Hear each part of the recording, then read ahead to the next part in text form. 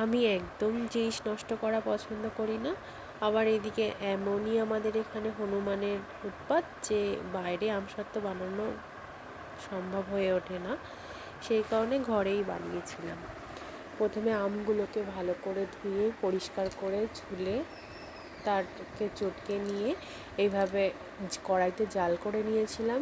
যখন তার মধ্যে একটু সামান্য নুন, 2 চামচ মতো চিনি দিয়েছিলাম। এটা আম্রপলি আমের আমসত্ত্ব, চিনি দেওয়ার প্রয়োজন ছিল না, কিন্তু চিনি দিলে আর একটু অর্গ্যানিক ফুড কালার দিলে পুরোপুরি বাইরের আমসত্ত্বের মতো একটা কালার আসবে, সেই কারণে আমি দিয়েছিলাম।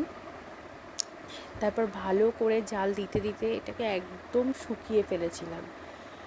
যখন এটা নাড়তে নাড়তে পুরো কড়াই থেকে উঠে আসবে, এই সময় একটা থালায় তেল ব্রাশ করে তার মধ্যে মেলে দিয়ে ফ্রিজে রেখে দিলেই কয়েকদিন বাদে সেটা শুকিয়ে পুরো বাইরে রোদে দেওয়া আমসত্ত্বর মতো হয়ে যায়। এরপর থালা থেকে তুলে পিস পিস করে আবার একটা কন্টেনারে ভরে রেখে দিয়েছিলাম।